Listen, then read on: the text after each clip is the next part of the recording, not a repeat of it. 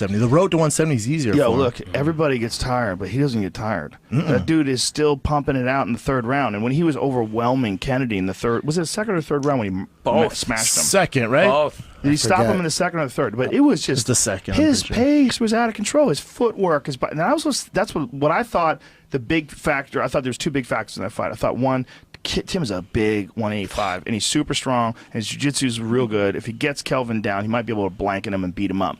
But when he started getting tired, I was like, he's going to have a real hard time with Kelvin's footwork, because Kelvin's footwork is nasty. He's real light. He bounces around, and he does a lot of feints. He's not predictable, and he comes in behind that long right jab. And he fucks you up, man. He's a southpaw, sneaky southpaw. Yeah. He comes up with his right jab sometimes. Sometimes he comes in, he hooks you. He digs to the body. His grappling's good. His chin is made out of fucking granite. Yeah, he's a killer. He's going to be tough to beat. He's tough to beat. Super nice. Yeah, he's a cool He's dude. like a little sweetheart of a guy. Yeah.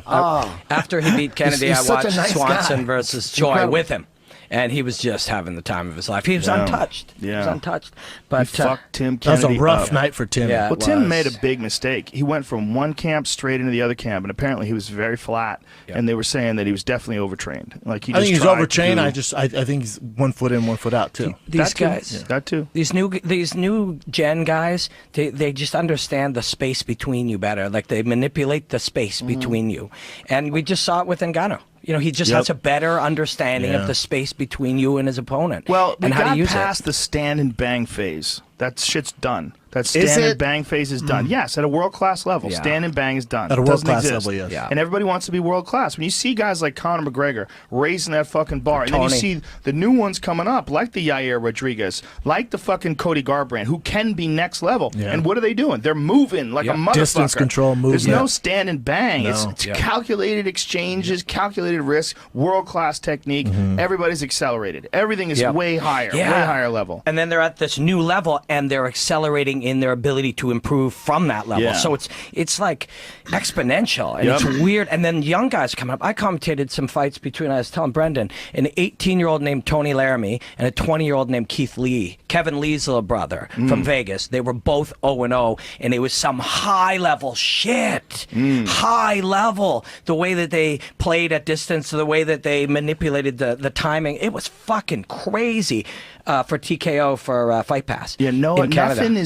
nothing is accelerating faster than high level MMA right now. If you go Yep. back 20 years ago and look at it where it is today, there's not a sport in the world where you see that much of a jump between 20 years ago and today. Not It's a so sport in new. the world. It's like so new. technology. Yeah. It's moving like Yeah. technology. It's Yeah. evolving like, Like a cell technology. phones. Yeah. Like Exactly. cell phones. The question Exactly. is, when are we going to see a guy who kicks like Yair and also has Joe Schilling style Muay Thai and also can box like Cody Garbrandt? He's and 10 also years. can He's take guys 13 down? right now. Yeah, exactly. 10 years. Yeah. There Those are guys are coming. 18-year-olds right now that are blowing your mind. And that's why when you see a guy like Yair and you see this next level expression, you realize, like, wow, the horizon is going to be bananas. We're going to see guys like Yair fighting another guy like Yair. And we're just going to see chaos. and their level of performance, just their ability psychologically to fight, and that's growing exponentially. Like They're- Conor's raising that individually by himself. Yep. He is raising everyone's expectations for how someone performs under pressure. He steps in there against Jose Aldo and fucking sleeps him in 13 seconds in a fight that he's been talking shit about for a year. For a straight World solid tour. year, world tour, telling everybody he's going to fuck him up, and he goes and starches him with one punch. in exactly the way that you knew if he was going to do it, drawing. And that was a punch you had seen him use, and that strike he'd been using since in England and Ireland before he ever fought in the Oh, UFC. yeah, man. He was landing that in space, drawing you forward. It's one of my favorite tweets ever that I tweeted him in like 2013. I said I'm a big fan. I hope you get into the UFC one day. Boom. What fight? He tweeted back What at fight me. was it that got you into him? Oh, man, I watched a bunch of his fights from England, but it was one fight where he slid back and KO'd this dude with his perfectly placed left hand. Yep. And I was like, this kid's got some fucking timing. And like Faraz Zahabi describes, the touch of death. Yep. No, when you got that kind of, but it's power. You can see his body is built to deliver that power, but it's technique. It's clean shoulders, clean man. technique. Yeah. It's also He's a big thought. You know, he's very the way he's approaching the game is very thoughtful. He's thinking it through. Like getting down with Ido Portal and just concentrating on the ability to move your body better. Yep. Just all, across the board, having that kind of dexterity. To think better, to perform better. Your views on the movement coaches? stuff? Absolutely not. You haven't? You're sticking with it? Yeah, I think it's all bullshit.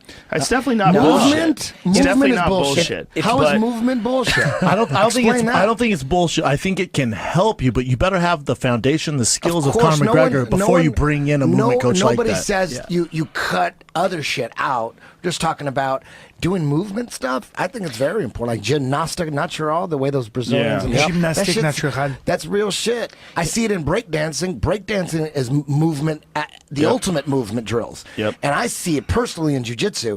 All those guys from the Freak Show, they all did jiu-jitsu and all got really good really quick. So it Yeah. The does Freak help. Show for the uninitiated is Richie and Gio Martinez down in San Diego. They're bad motherfuckers who are badass breakdancers who have turned into jiu-jitsu black belts who are out there murking Phenoms. people. Yeah. And See what happens when everyone starts Eddie breakdancing. told me about it when these guys were white belts. He told me about it. He's like, dude, I got these new guys. They're white belts and they're phenomenal.